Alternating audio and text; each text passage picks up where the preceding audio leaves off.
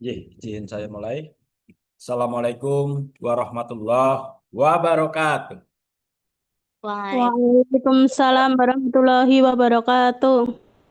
Alhamdulillah ala kulli hal wassalatu wassalam ala Rasulillah Muhammad sallallahu alaihi wasallam. Jazakumullah khairan kasiran bi hudurikum ya, fi hadal majlis ya, fi hadal yaum. Awalan haya nafati hadal majlis bi qiraati basmalah. Bismillahirrahmanirrahim. Bismillahirrahmanirrahim. Bismillahirrahmanirrahim. Bismillahirrahmanirrahim. Oke, ini 1 jam ke depan kita akan mendalami kembali terkait paradigma keilmuan. Tentu diawali dari presentasi mahasiswa, kemudian diskusi, kemudian sesi kedua ya kita review bersama. Saya kira itu silakan kepada yang dapat amanah untuk menyampaikan risalahnya. Iya, Pak.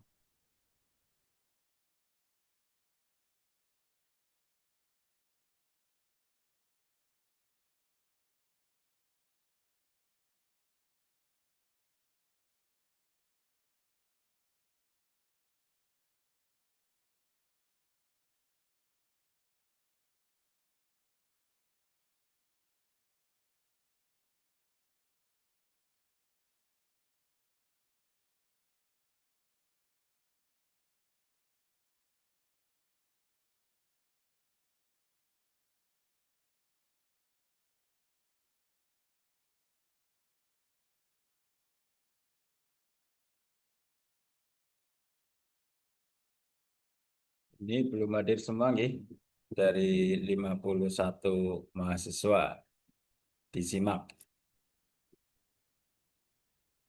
Yang presentasi apa belum hadir? Halo. Hadir, Pak, sekedar minimal share screen. Oh, siap-siap.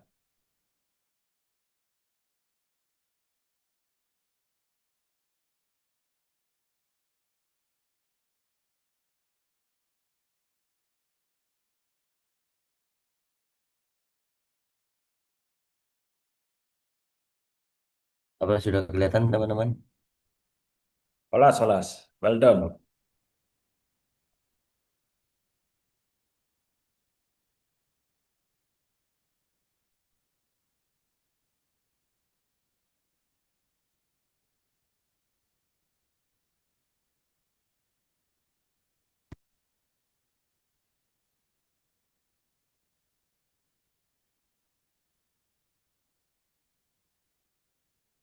Baik, sebelumnya, Assalamualaikum warahmatullahi wabarakatuh. Allah. Waalaikumsalam Waalaikumsalam Waalaikumsalam. warahmatullahi warahmatullahi wabarakatuh. wabarakatuh. Innalhamdulillah, nahmadu wa nasta'inu wa nastaghfiruh wa na'udzu billahi min sururi anfusina wa min sayyiati a'malina may yahdihillahu fala mudhillalah wa may yudhlil fala hadiyalah.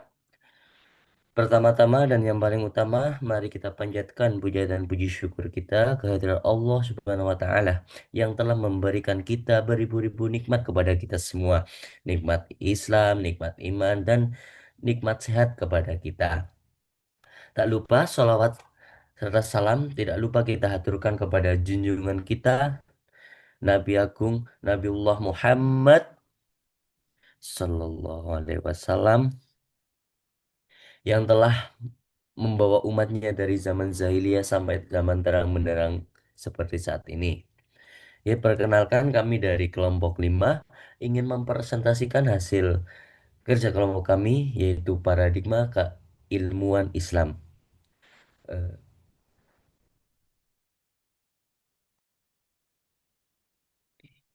Dan ada anggota kelompok kami yaitu ada Mas Ahmad Farhan dan Mbak Anissa Eka Pratiwi dan Mbak Cahya Sanglo dan saya sendiri Diska Ihsan dan Mbak Farah Aulia. Selanjutnya yaitu pemateri yang akan disampaikan kepada yang bertugas. Saya persilakan. Yang pertama yaitu pendahuluan. Paradigma keilmuan Islam memandang ilmu secara holistik dengan mengintegrasikan wahyu dan akal, menolak dikotomi antara ilmu agama dan umum. Pada masa keemasan Islam, integrasi ini mendorong kemajuan ilmu pengetahuan. Namun kemudian mengalami kemunduran akibat kolonialisme dan fanatisme. Sepanjang sejarah muncul 4 paradigma pemikiran yaitu dikotomi ilmu, Islamisasi ilmu, pengilmuan Islam, dan integrasi keilmuan.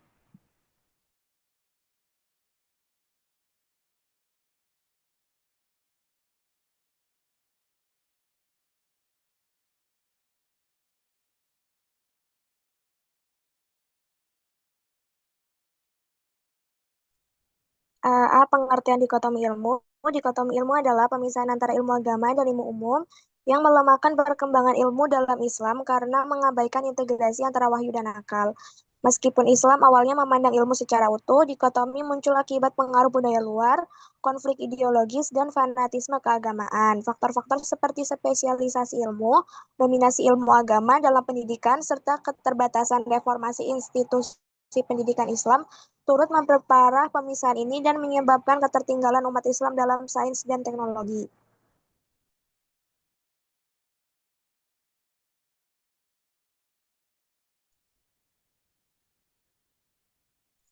B.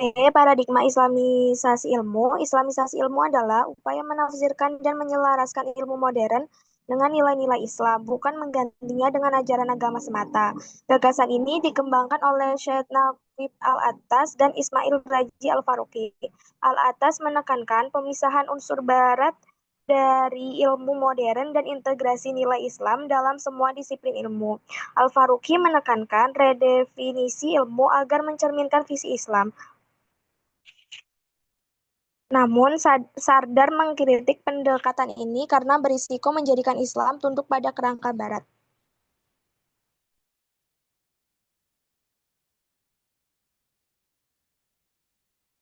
Landasan filosofis Islamisasi ilmu yang pertama tauhid, yaitu keesaan Allah, menjadi dasar penting dalam Islamisasi ilmu pengetahuan.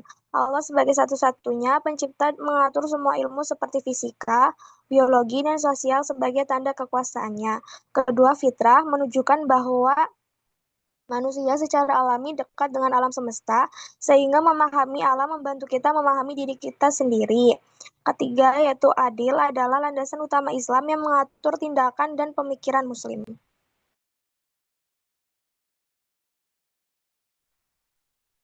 Paradigma pengilmuan Islam. Paradigma pengilmuan Islam yang dipelopori oleh Kunto Wijoyo menekankan bahwa Islam adalah sumber pengetahuan, bukan sekadar objek kajian. Berbeda dengan Islamisasi ilmu, pengilmuan Islam bertujuan membangun ilmu yang berakar pada wahyu, namun tetap rasional dan empiris. Paradigma ini menolak pemisahan antara agama dan sains dan mendorong integrasi nilai-nilai Islam dalam semua bidang ilmu. Dalam pendidikan, hal ini diwujudkan melalui kurikulum yang menggabungkan nilai spiritual, etika, dan kemanusiaan dalam praktik keilmuan.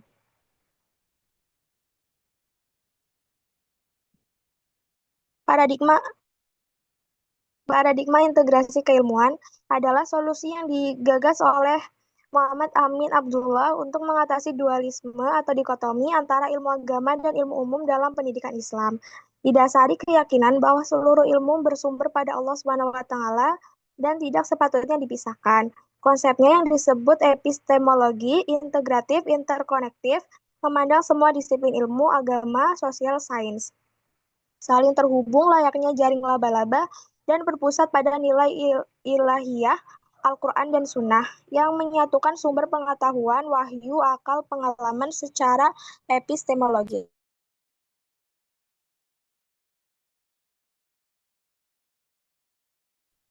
Perbedaan paradigma. Yang pertama, paradigma dikotomi. Fokusnya memisahkan ilmu agama dan umum, arah pandangannya dualistik.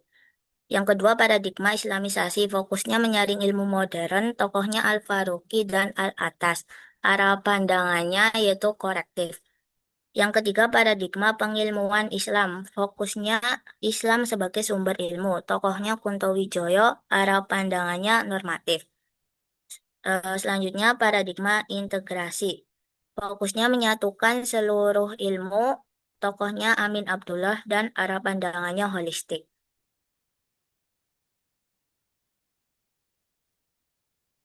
Paradigma pengilmuan Islam dan integrasi keilmuan saling berkaitan, namun berbeda fokus. Pengilmuan Islam menekankan Islam sebagai sumber ilmu yang berlandaskan wahyu dan bertujuan bagi kemaslahatan. Sementara itu, integrasi keilmuan menekankan kesatuan epistemologi antara ilmu agama dan sains secara terpadu. Pendekatan pengilmuan bersifat normatif filosofis, sedangkan integrasi bersifat sistemik aplikatif. Keduanya bertujuan membangun peradaban Islam yang rasional, adil, dan bertauhid. Dalam pendidikan pengilmuan Islam fokus pada internalisasi nilai, sedangkan integrasi keilmuan menekankan pendekatan lintas disiplin. Kombinasi keduanya diharapkan melahirkan lulusan yang intelektual, spiritual, dan bermoral.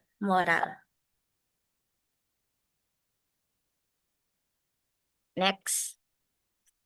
F. Implikasi terhadap pendidikan Islam. 4. Paradigma utama ilmu dalam pendidikan Islam adalah dikotomi, memisahkan ilmu agama dan umum, menghasilkan pendidikan dualistik dan kurang responsif. Islamisasi ilmu, mereaksi dikotomi dengan menjadikan Islam landasan epistemologis, namun sering normatif. Yang ketiga, pengilmuan Islam, menjadikan Islam sumber ilmu yang diuji ilmiah dan kontekstual, melahirkan pemikiran kritis. Dan integrasi keilmuan sebagai sintesis tertinggi, menyatukan seluruh ilmu dalam bingkai tauhid untuk membentuk insan kamil yang beriman, berilmu, dan solutif terhadap tantangan global.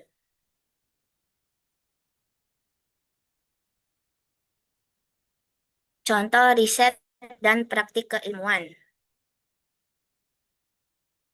4. Paradigma utama keilmuan memiliki fokus praktik yang berbeda. Yang pertama, dikotomi, memisahkan total, yaitu pesantren tradisional, fokus kutub al-Turat, vers kampus sekuler, fokus sains murni. Menciptakan kesenjangan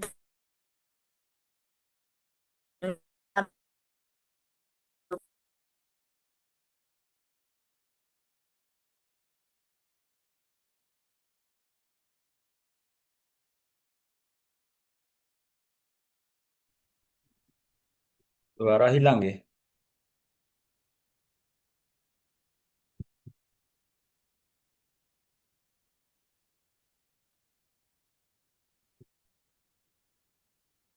Hilang, Pak.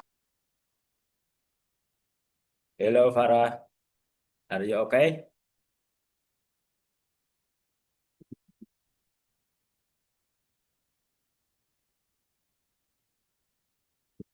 Mungkin bisa di backup yang lain.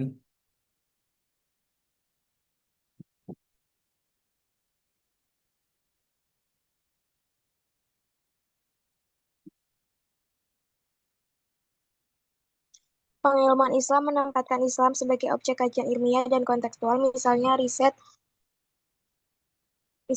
sosiologi kritis terhadap fenomena keagamaan dan tafsir tematik isu kontemporer. Sementara itu, integrasi keilmuan seperti model interkoneksi di UIN menyatukan total kedua bidang, terbukti melalui penggabungan Fakultas Sains dan Teknologi di UIN, dan riset kolaboratif antar bidang fikih dan kesehatan, menegaskan kesatuan ilmu untuk kemaslahatan global.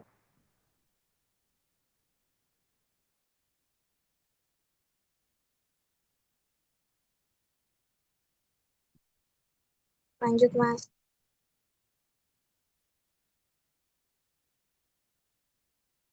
Kesimpulannya, perkembangan paradigma keilmuan Islam bergerak dari dikotomi ilmu, islamisasi ilmu, pengilmuan Islam, hingga integrasi keilmuan. Tujuannya adalah menyatukan ilmu pengetahuan dengan nilai-nilai Islam. Paradigma ini mendorong pendidikan Islam untuk mengembangkan kurikulum dan pembelajaran yang seimbang antara wahyu dan akal, serta spiritualitas dan rasionalitas.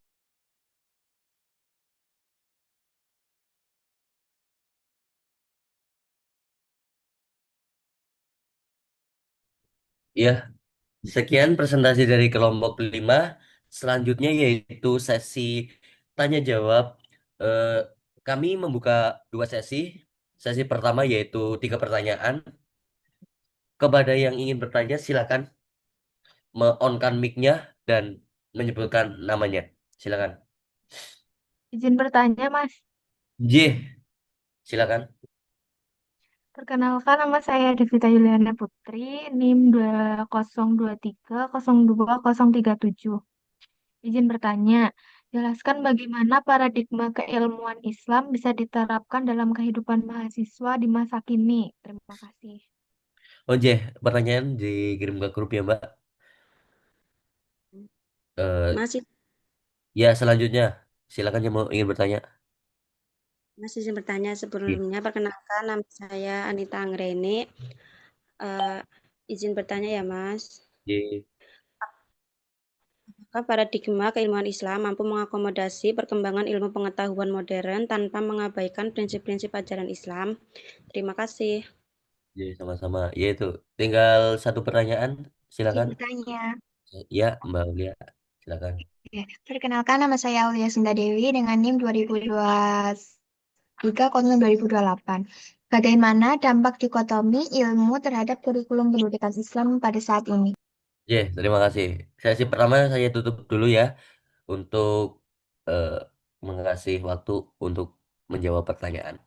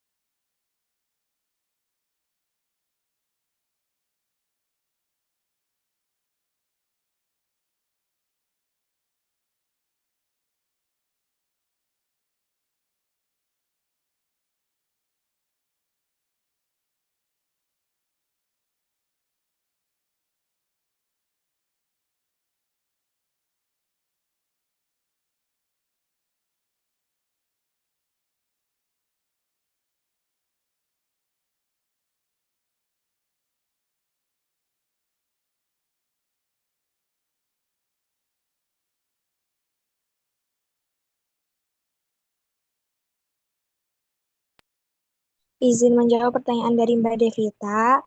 Pertanyaannya, jelaskan bagaimana paradigma keilmuan Islam bisa diterapkan dalam kehidupan mahasiswa masa kini.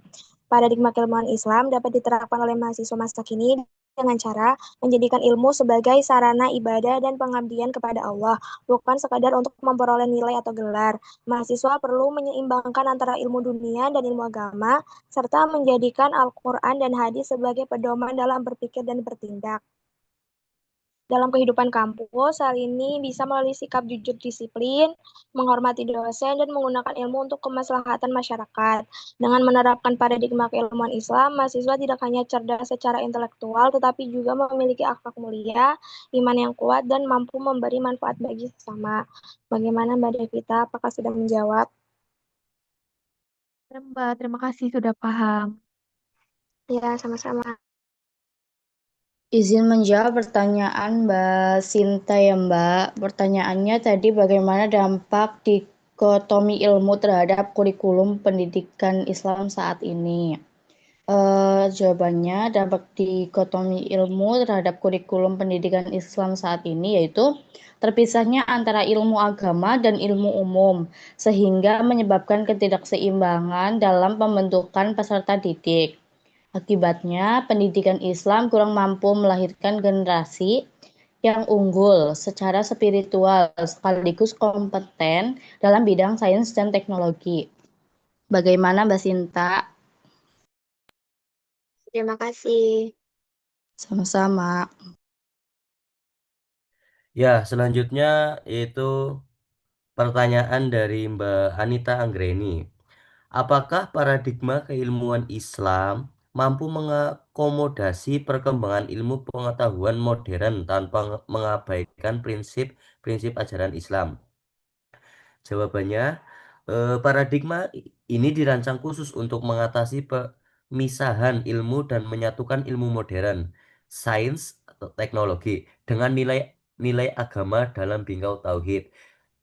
Ada akomodasi ilmu modern yang dilakukan melalui pendekatan integratif interkonektif seperti yang digagas Muhammad Amin Abdullah, di mana ilmu modern diakui dan dikembangkan secara interdisipliner di perguruan tinggi Islam.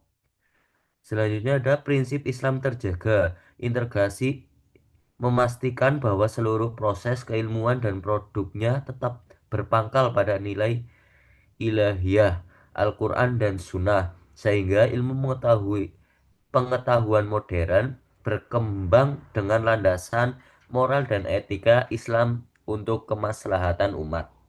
Seperti itu yang saya ketahui, Mbak Anita. Apakah bisa menjawab? Iya, Mas, bisa. Terima kasih. Oke.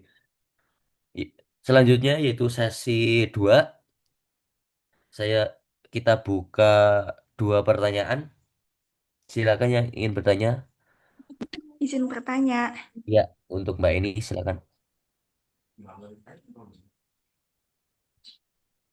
Perkenalkan, nama saya Eni Setiawati, NIM 2023020044. Izin bertanya, apakah paradigma keilmuan Islam mampu mengintegrasikan ilmu pengetahuan alamiah dan ilmu pengetahuan sosial secara harmonis? Terima kasih. Selanjutnya yang ingin bertanya, monggo 1 pertanyaan lagi Izin bertanya. untuk Mbak Farah. Ya, silakan. Ya, perkenalkan nama saya Farah Kulia dengan NIM 2023020052. Pertanyaannya, tadi di kesimpulan menekankan perlunya keseimbangan antara wahyu, akal, spiritual, dan rasional. Bagaimana keempat pilar ini dapat bekerja sama dalam praktik riset ilmiah? Apakah salah satunya harus memiliki prioritas?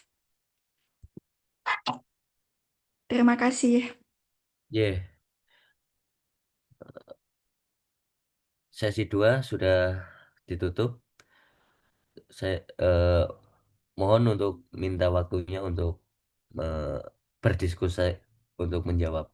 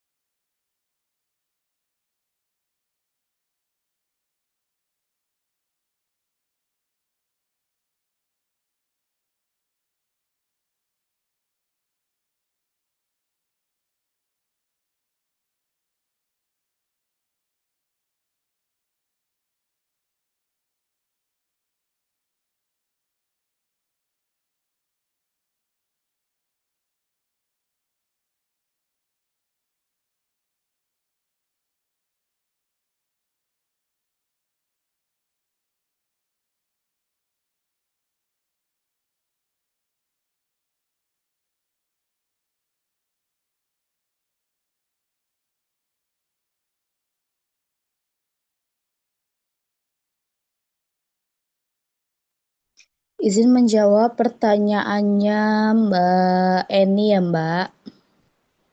Tadi pertanyaannya, apakah paradigma keilmuan Islam mampu mengintegrasikan ilmu pengetahuan alamiah dan ilmu pengetahuan sosial secara harmonis? Betul, Mbak? Iya, Mbak, betul. Jawabannya, iya dapat. Paradigma keilmuan Islam mampu mengintegrasikan ilmu pengetahuan alamiah dan sosial secara harmonis karena Islam memandang semua ilmu berasal dari Allah Subhanahu wa Ta'ala dan saling melengkapi untuk kemaslahatan manusia serta pembangunan peradaban yang seimbang antara dunia dan akhirat. Begitu Mbak Eni, apakah menjawab? Iya, sudah Mbak. Terima kasih. Sama-sama. Izin menjawab pertanyaannya Mbak Farah. Di kesimpulan menekankan perlunya keseimbangan antara wahyu akal, spiritual, dan rasional. Bagaimana keempat pilar ini dapat bekerja sama dalam praktik riset ilmiah? Apakah salah satunya harus memiliki prioritas? Begitu ya Mbak pertanyaannya. Nggih, Mbak. Jawabannya, keempat pilar wahyu, akal, spiritualitas, dan rasionalitas dapat bekerja sama dalam riset ilmiah dengan menjadikan wahyu sebagai landasan moral, akal, dan rasionalitas sebagai alat analisis, serta spiritualitas sebagai pengendali etika dan niat. Tidak ada yang harus diprioritaskan secara mutlak karena keempatnya saling melengkapi untuk menghasilkan ilmu yang bermanfaat dan beretika. Begitu Mbak Farah, apakah ada yang ditanyakan? Cukup, Mbak. Terima kasih. Sama-sama. Oke, eh, mungkin seperti itu yang bisa kelompok 5 sampaikan. Cukup, nggih, Bapak? Nggih, cukup. Terima kasih. Terima kasih kepada teman-teman yang telah mendengarkan dengan baik. Kurang lebihnya mohon maaf. Yang benar datangnya dari Allah Subhanahu wa Ta'ala, yang maha benar dan yang salah datangnya dari kami sebagai manusia yang tidak luput dari sedikit kesalahan. Akhirul kalam, wassalamualaikum warahmatullahi wabarakatuh. Waalaikumsalam warahmatullahi wabarakatuh. Oke, kita berikan applause ya. Thank you very much for your presentation, Miss Anissa EKP, Mr. Cahyo Sanglo Octavia, Miss atau Miss ya, Diska Farah, ya, dan yang lain. Dan kita sedikit mereview ya. Ini baru 39. Apa ada yang Zoom-nya join ini? Kalau ada yang ingin disampaikan, boleh ya langsung open your mic ya, atau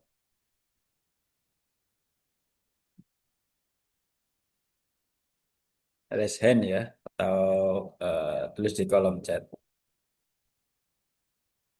Nih, pembahasan kita pada diskusi sesi 1 ini ya, bagaimana paradigma keilmuan Islam bisa diterapkan dalam kehidupan mahasiswa.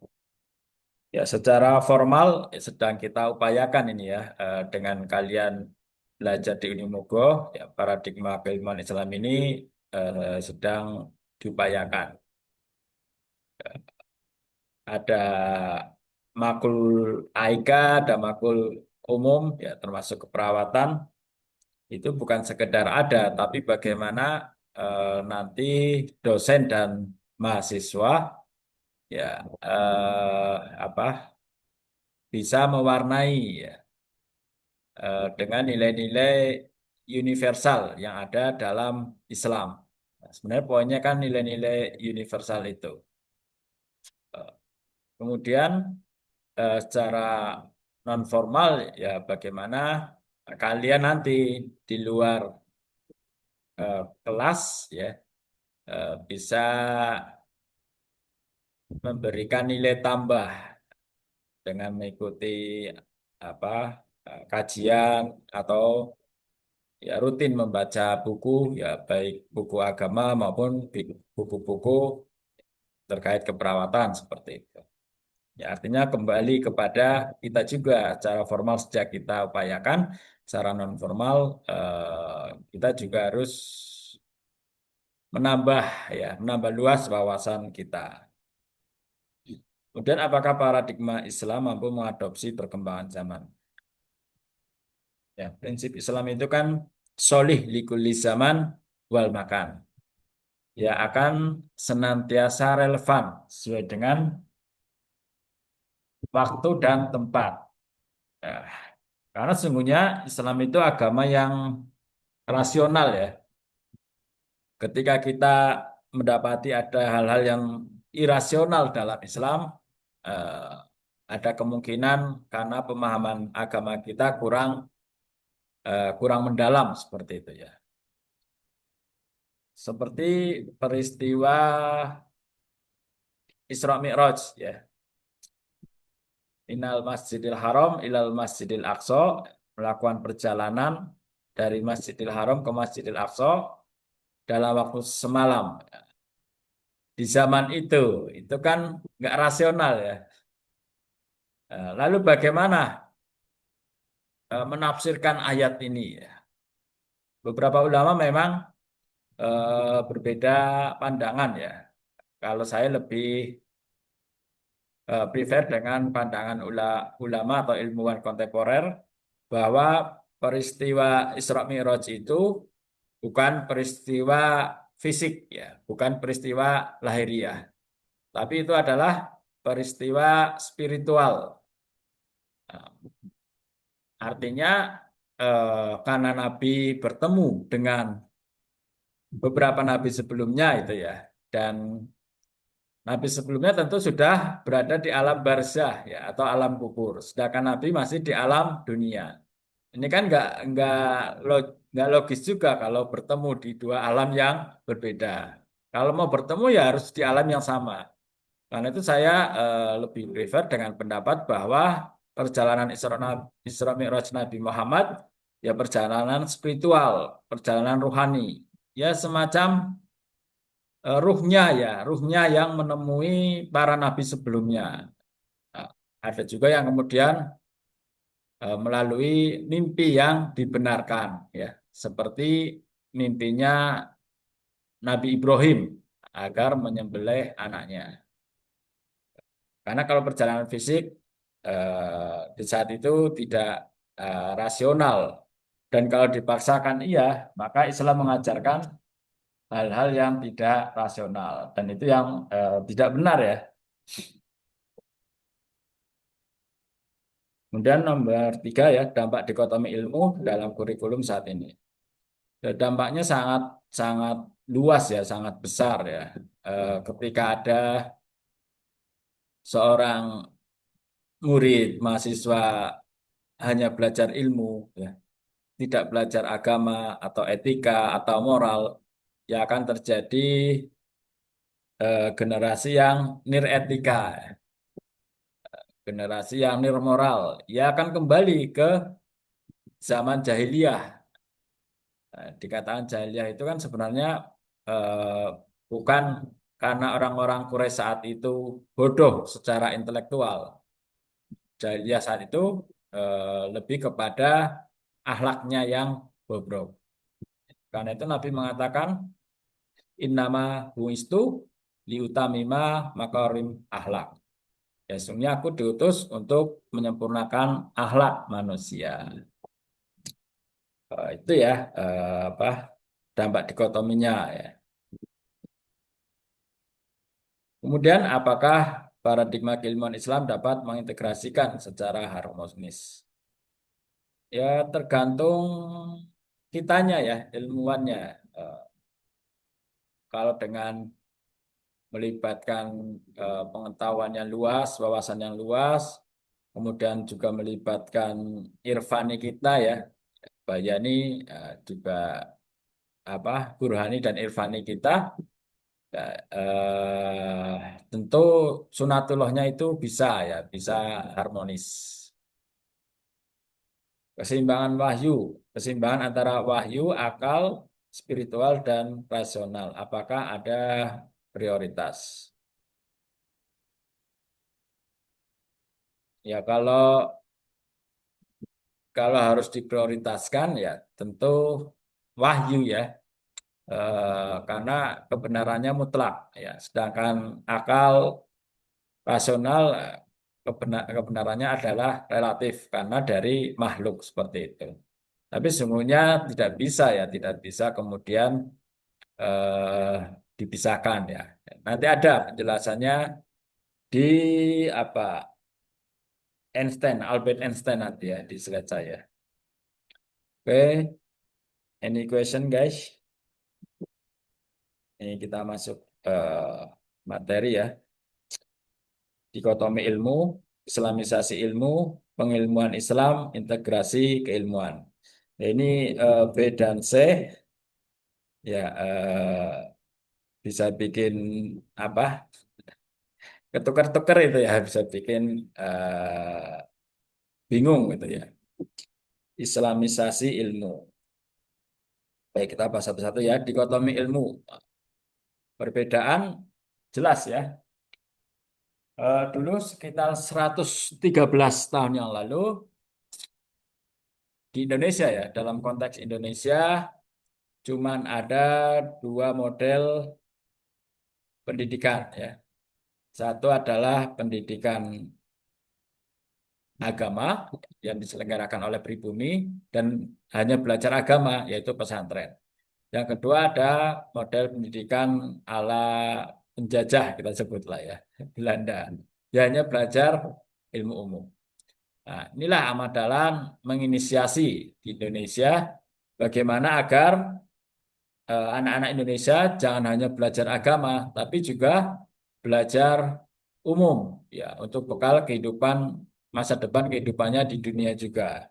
Begitu juga sebaliknya, anak-anak Indonesia yang belajar di sekolah Belanda ya jangan hanya belajar umum, tapi juga belajar agama. Agar apa? Ya, ke depan mereka menjadi seorang pribadi ya, yang memiliki good karakter ya, memiliki karakter baik, akhlak baik, etika dan moral yang baik.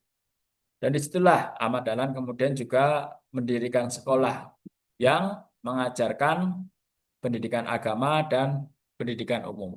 Bahkan termasuk musik ya, mengajarkan biola. Dan saat itu ya 113 tahun yang lalu itu sesuatu yang apa revolusioner ya, sesuatu yang baru. Dan bahkan Ahmad Dahlan ya, dikafir-kafirkan ya karena menggunakan ilmu barat. Termasuk ketika beliau meluruskan arah kiblat ya, dengan astronomi sampai musolanya dibakar. Jadi 113 tahun yang lalu kita menggunakan ilmu umum ya, sesuatu yang ditentang oleh sebagian besar masyarakat. Tapi sekarang setelah satu abad eh, ternyata diikuti ya. Sekolah Islam juga mengajarkan ilmu umum. Sekolah umum juga mengajarkan agama. Ya, jadi agama dan ipstek. Implikasinya tadi jelas ya. Kalau salah satu ditinggalkan ya, kalau ilmu ditinggalkan ya kita akan tertinggal. Nanti ada penjelasan di Albert Einstein. Contohnya tadi di era Ahmad Dahlan ya. Oke. Islamisasi ilmu ya sesungguhnya bukan Arabisasi ya atau ayatisasi, tapi lebih ke apa nilai-nilai universalnya ya, nilai-nilai keadilan ya, kesetaraan, toleran. Nah, itu yang substantif ya, yang hendak diajarkan di Islamisasi ilmu. Artinya tidak ada la ikraha fiddin ya, tidak ada paksaan dalam beragama ya. Tapi bagaimana nilai-nilai itu terwujud. Ya seperti tujuan ideal Muhammadiyah itu kan mewujudkan masyarakat Islam yang sebenar-benarnya. Bukan mewujudkan negara Islam, tapi masyarakat Islam. Masyarakat yang berdiri dengan nilai-nilai Islam yang universal, ya, yang bisa dipakai oleh semua. Ya. Seperti tadi keadilan, kesetaraan, kemudian kesejahteraan, ya, dan lain sebagainya. Implikasinya ya tergantung ini ya kita melihatnya ya. Kalau yang dikuatkan adalah nilai-nilai universalnya, ya tentu itu berdampak positif ya. Ini kan Islamisasi ilmu, yang C pengilmuan Islam. Nah, ini saya juga memahaminya ya, nggak mudah ini ya.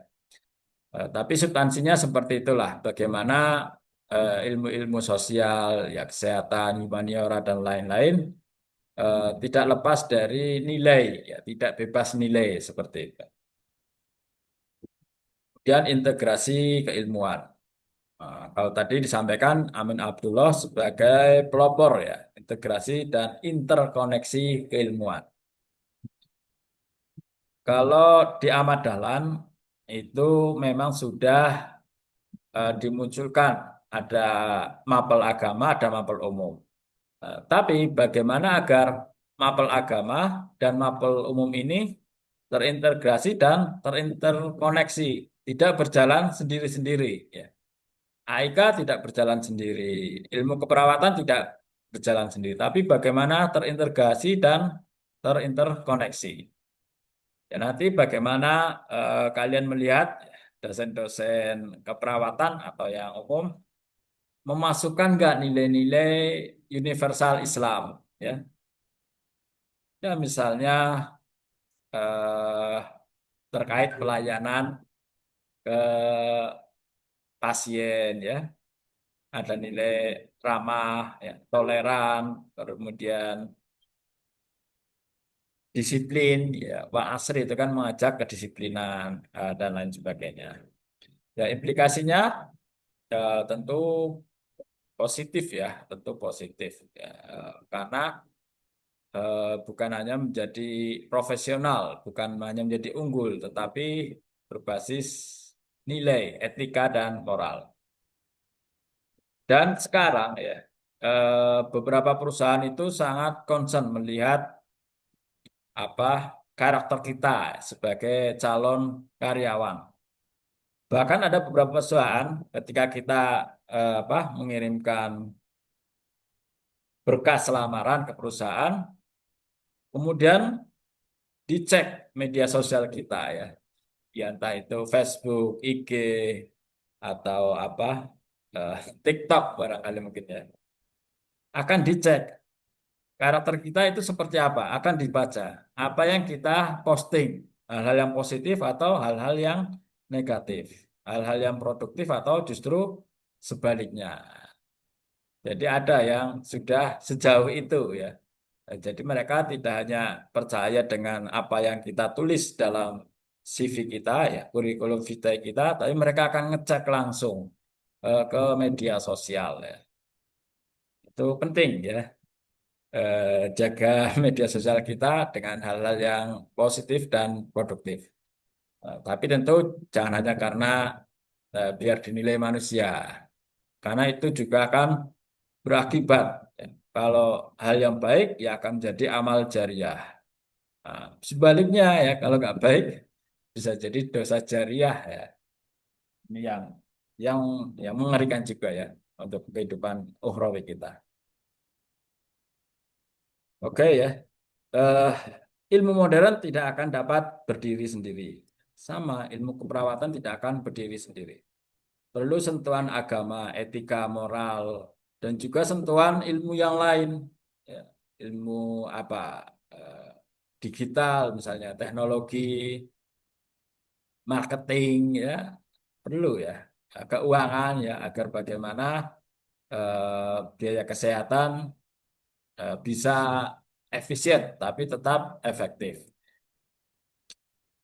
Ilmu modern, ilmu sosial atau humaniora atau ilmu apa saja ya, termasuk keperawatan, tidak akan maju manakala ia mengkotakkan dirinya sendiri. Ini ya sudah terbukti ya. Tidak ada ilmu misalnya yang lepas dari ilmu teknologi. Nggak ada. Ilmu agama pun nggak bisa lepas dari kecanggihan teknologi. Bagaimana kita menentukan waktu sholat 5 waktu dengan akurat ya, kalau tidak menggunakan ilmu astronomi. Terus sekarang semua punya aplikasi jam sholat. Jadi tidak perlu lagi keluar rumah melihat bayangan kita ini sudah masuk sholat apa belum. Ya, itu kuno ya, itu primitif. Tapi dengan kita install aplikasi yang belum punya ada ya aplikasi Masa itu Muhammadiyah, aplikasi sholat dan juga Quran dan lain-lain. Nggak ada ilmu apa yang bisa lepas dari IT. Semuanya ya. Semuanya berkelindan ya, saling terkait, saling membutuhkan. Dan tidak akan maju kalau berdiri sendiri atau mengkotakan dirinya sendiri. Seperti agama, ya agama nggak akan maju kalau teknologi dihindari ya. Nah ini tadi eh, yang saya sampaikan pendapat Albert Einstein ya, seorang ahli fisika dari Jerman, ya, seorang pencipta teori relativitas, pernah mendapat hadiah Nobel tahun 1931. Menurut beliau ya, sains, ilmu pengetahuan without religion is land. Ya. Tanpa agama, tanpa etika, tanpa moral, dia akan lumpuh. Ya seperti para pejabat ya di eksekutif, di legislatif, di yudikatif, mereka relatif orang-orang yang cerdas ya. Kecuali DPR mungkin ya.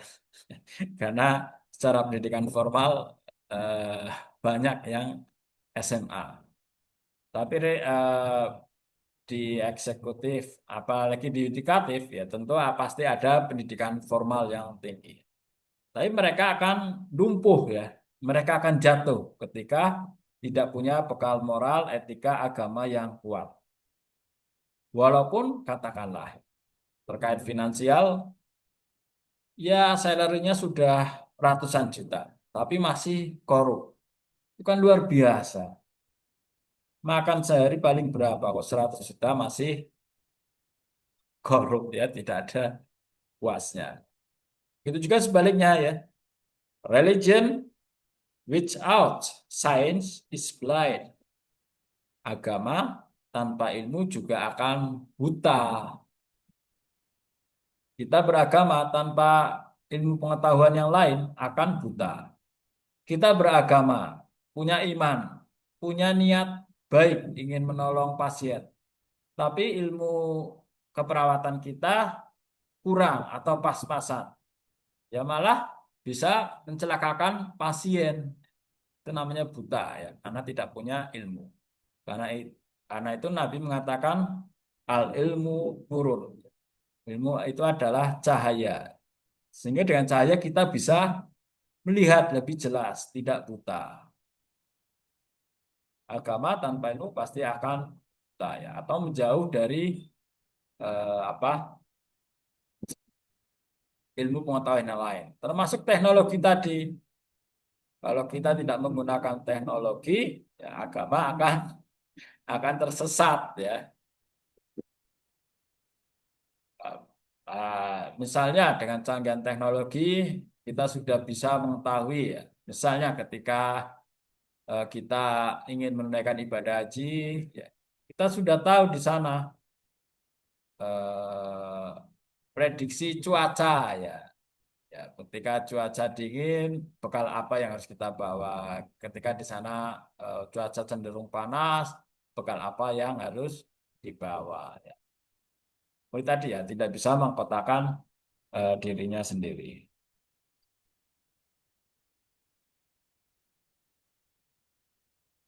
Next ya, ini ada sebuah buku ya, Attitude is Everything. Attitude adalah segalanya. Ini Jeff Keller ya. Oke, change your attitude. Nah, rubahlah attitude-mu, and you change your life. Maka kamu juga akan mengubah hidupmu. Ya, attitude akhlak bukan hanya terkait hal-hal yang soft ya, bukan terkait hanya ramah, tamah, sopan, murah senyum, tapi juga ada hard ethic. Ya, kedisiplinan itu hard ethic. Ya, kemudian ketegasan itu hard ethic ya. Hard akhlak, keberanian juga itu hard ethic. Apa punya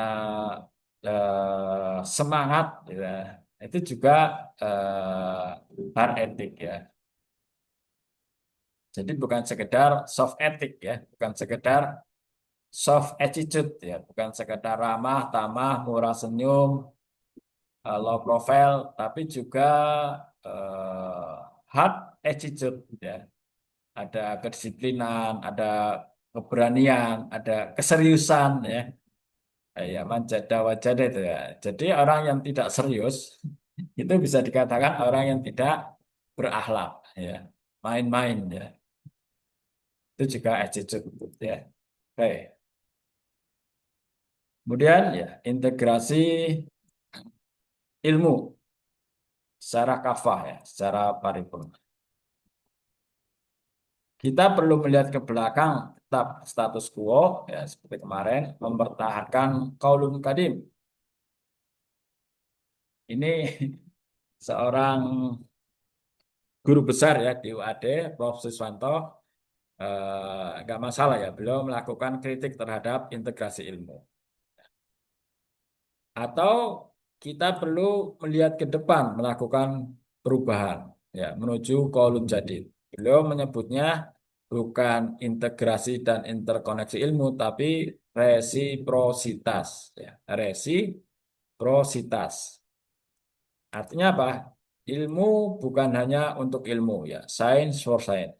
Ilmu harus memberikan manfaat untuk keluarga, bangsa, dan kemanusiaan. Ya. Science for family, science for nationalism, and science for humanism. Artinya apa? Ya harus inklusif eh, dan menjadi solution for humanity, ya, menjadi solusi bagi kemanusiaan. Ya kita belajar keperawatan, belajar agama harus menjadi solusi bagi kemanusiaan. Ya kan pasti diajarkan juga kan etika profesi, etika keperawatan, eh, apa sumpah keperawatan ya pengabdian. Ya bahwa pada titik tertentu tidak money oriented ya, tidak orientasinya hanya uang. Ketika diminta membantu ikut baksos, bakti sosial, kemudian tanya berapa gajinya? Ya, jangan terlalu ini ya. Tapi ketika bekerja ya tentu harus profesional. Pihak perusahaan profesional, pihak karyawan juga profesional. Tapi pada titik tertentu kita akan dimintai ya dalam bidang kemanusiaan. Ya itu pun sebenarnya juga ada ya, ada apalah ya pengganti transport gitu ya. Tapi mungkin tidak sebesar ketika kita sebagai seorang profesional. Ya harapannya lulus seperti itu.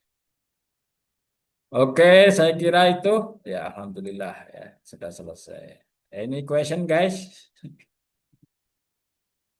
Oke, karena tidak ada yang raise hand dan nulis di kolom chat, saya kira cukup ya pembelajaran kita pada pagi hari ini. Mudah-mudahan kita dapat mengambil ibroh dari apa yang kita pelajari.